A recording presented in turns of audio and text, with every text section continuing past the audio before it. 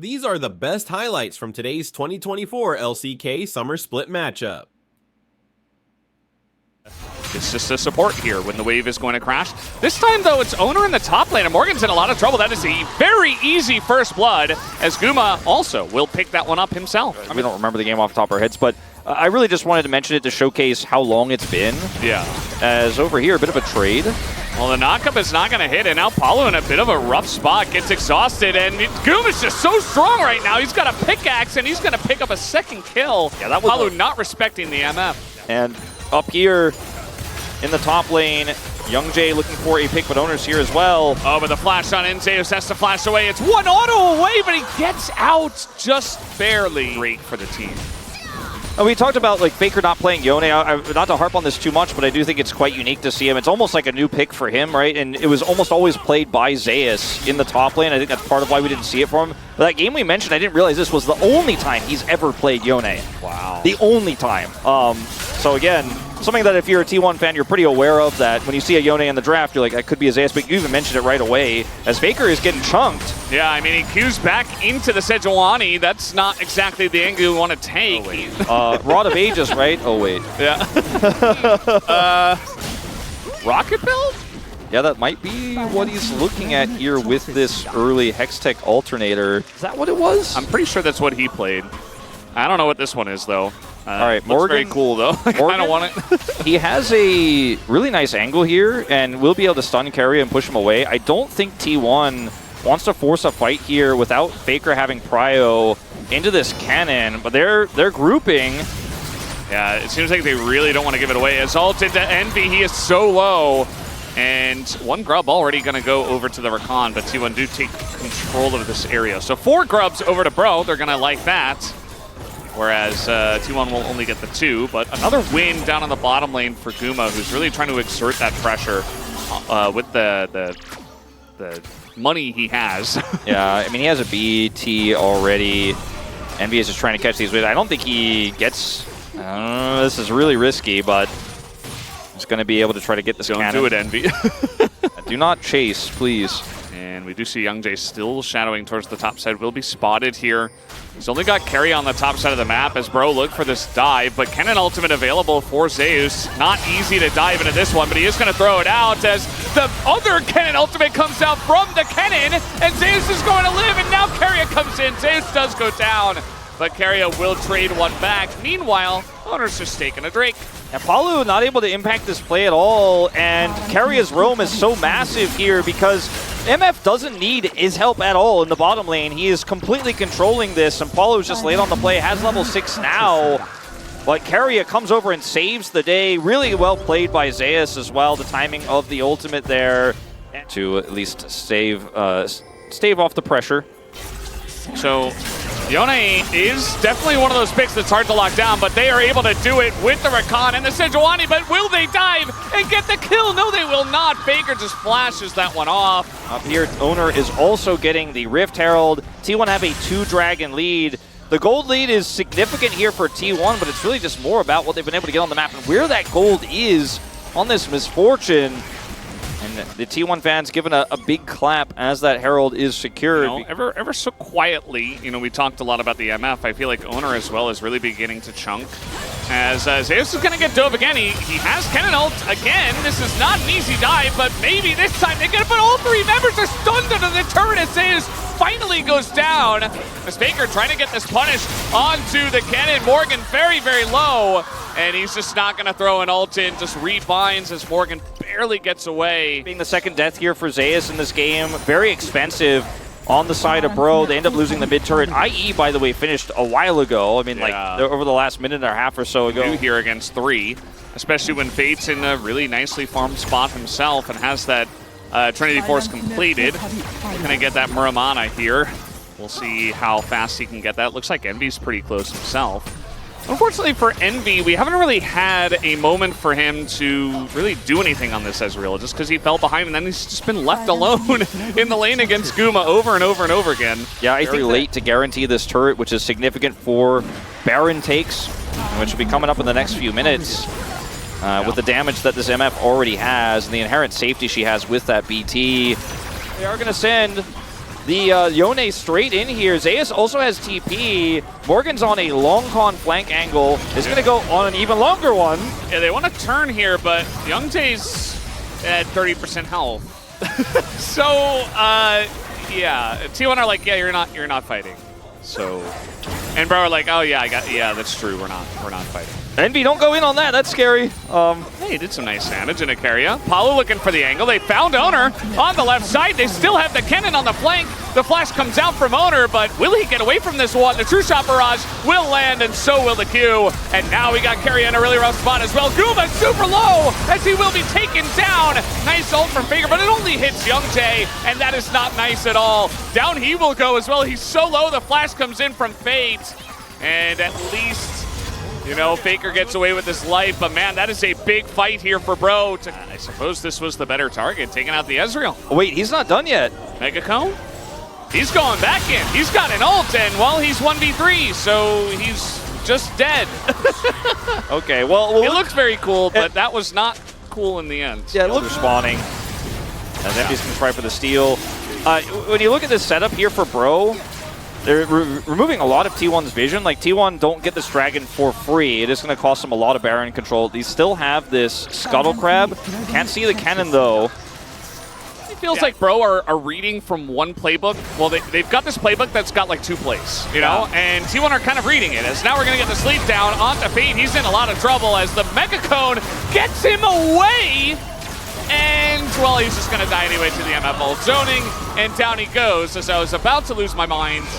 Zeus, I don't think he should get a punish here. He's going for it. He's got the Slicing Maelstrom. He's going to get in there. The TP will be channeled by Fate, but can he get here on time? The True Shot Barrage does help do a bit of damage here to Zeus. Can he get out? He's going back in. He's got MF, and that's going to force the flash out of Fate, but here comes Envy.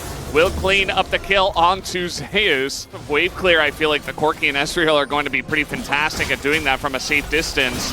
As here goes Faker in on a Morgan, who is going to take a huge chunk already. Going to spot him on the flank, as Faker, though, is going to get flashed on, and he gets away. Palu not able to connect onto the Yone.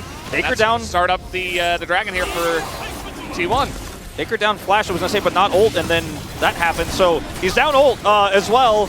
Envy here, level 16. Looking for the flanking cannon.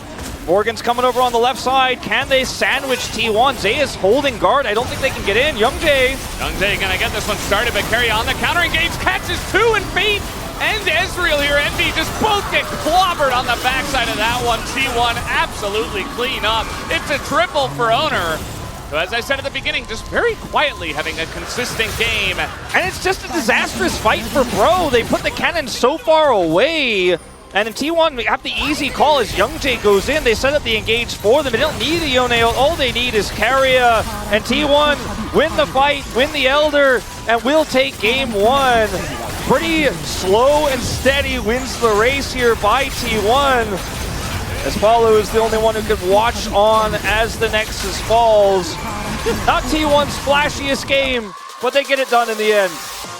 The Yone Jace setup here is very awkward. You can just chip away at health bars and then Rel goes in and the Misfortune kills everybody instantly, but you still have to play into the Braum. The Braum is going to be able to block a lot of that damage. Remember if he did it in game 1 as well, but he took first strike here in game 2, so he's going to have some additional income into this melee matchup. So Corki's 2-item spike should be relatively accelerated because of this. I do like to see that.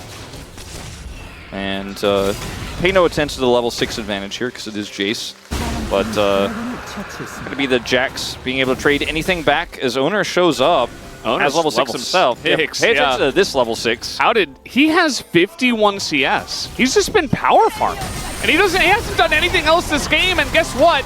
It's a very similar first blood. This time it's over to Zeus, though, instead of Guma. He is. Envy just hit his. Yeah, not quite. Guma's going to back away from the duo as he still has his flash. As now the engage comes on in. Guma is going to be stunned and eventually goes down, but this is a lot that they have to commit to here. They do just trade 1 for 1. Less useful to have it on the Sejuani, but still relevant as he does have his Zeeks already completed. And did have that level 6 for the gank, as this is scary. Yeah, just trying to face check into this one. Now Poppy and Braum are very impactful, but the door finally gets held here, but it's still a ton of damage going into everybody as they just stand in it behind the door. But man, they did quite a lot. As now Envy trying to peel here as we do get the flash away from Young Jay. Huh, where have we seen this before? An MF just getting plates by himself. Yeah, and that is Zeus getting plates by himself in the top lane. Jace will get all of them. Yeah. And, well, a little bit of a flurry of attacks in the mid lane. But at the end of the day, this 1v1 is going to happen once again. Guma doesn't have his ult, actually. He's taking a lot of damage already as Envy is looking to take this trade, but eventually does elect to back away. Naked Rain comes down. Guma's still very low on mana. And Envy might look to push the issue here, as here comes Palu looking to land a Q of his own, and it's just going to be Envy and also an assist given over to Palu. The minions and hit those auto attacks as Envy. They get punished. Yeah, Envy going for the cleanse as another stun is going to land, and that is just easily collected by Zeus, who is quite fast on the Jace. As now Palu's like, wait, where is everybody? Why am I here alone? What happened? Where am I? He is dead. That's a double kill now for Zeus, who has 3 in the game. Oh, where am I? Where are we? It's all very confusing, Wolf. I told you guys the brew was coffee, so, you know, I feel like I should know where I am, but I'm looking at the game state here, and I'm not 100% sure where the players were missing. As it's 3 kills for the Jace, and Morgan is really struggling. I mean, he just basically doesn't exist in this game. It's been really rough for Morgan. Like, he was down there, he was helping push, and he's like, all right, now I'm going to lean against the Jace. And ever since then, it's been really rough. As now we get another engage. It's another Chemtech Soul. Man, is Ox sleeping over there? Like, what's going on? They are going to be able to guarantee this turret. Morgan is just being left on an island in the top side and doesn't have a turret there. As going to see any commitment to anything here. The observers are scaring us with the vision toggle. Is somebody hiding behind? Yeah, I mean, Carrier was there. I don't think he is there. Oh, he is! He's still here!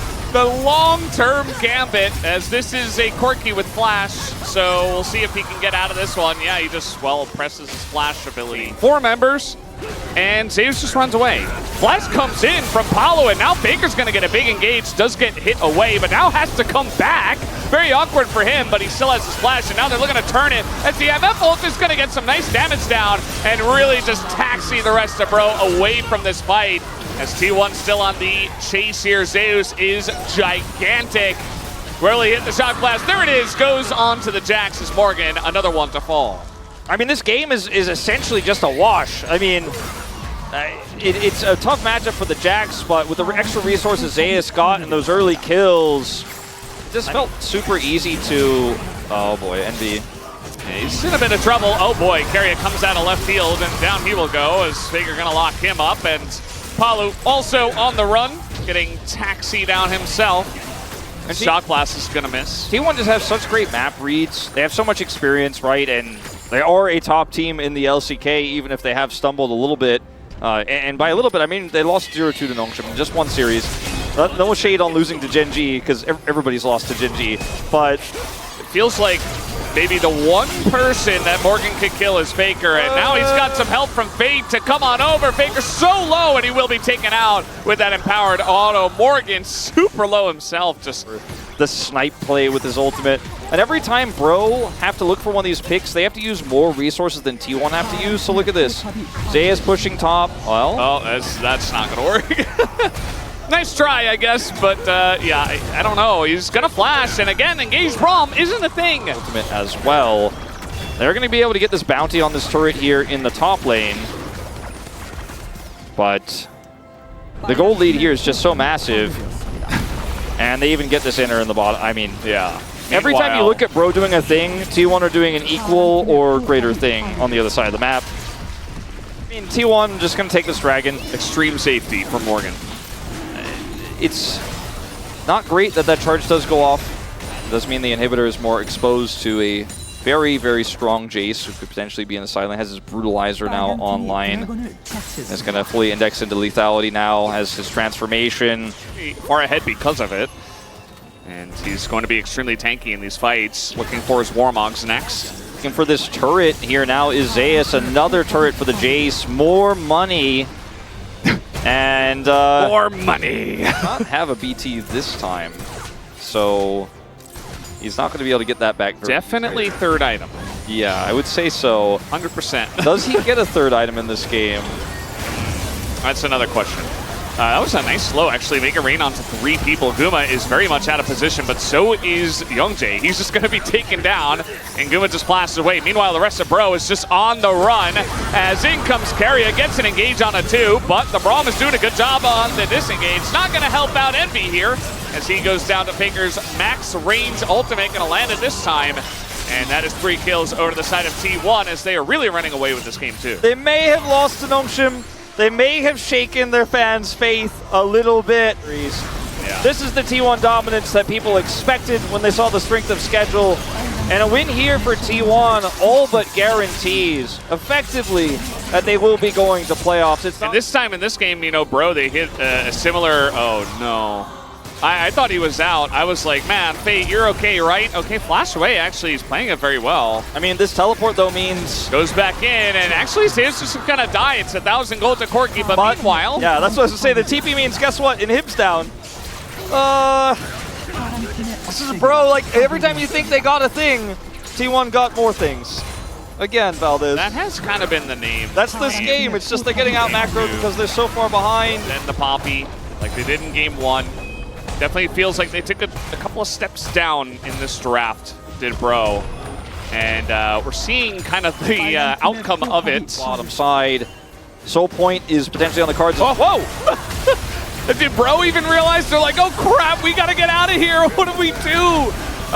Gigatad goes for the engage, I guess, as now the front line is just being bombarded by MF as everybody comes in. Faker now is going to join the fight, looking for the ult. Everybody backs away, and now Morgan's just going to be bullied in this front line, taken out as a lot of low health bars. One looking to take a second inhibitor down and potentially even more super minions in the bottom lane. 2 of them stacked up here. They may be able to siege to end.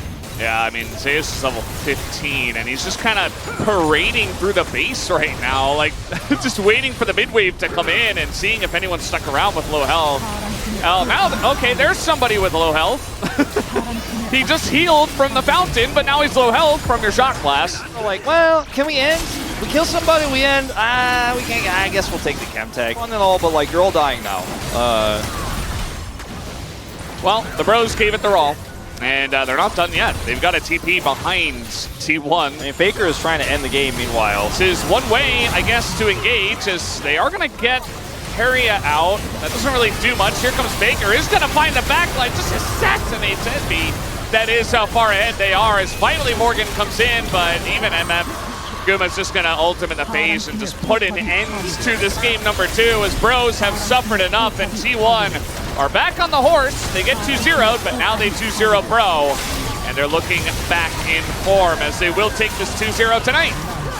2-0. Game 1 a little rough around the edges. Game 2 a little bit more fun here from T1. These were some of the best highlights from today's 2024 LCK Summer Split matchup. Which moment was your favorite? Let me know in the comment section below. This is OP, and I'll see you tomorrow. Take care.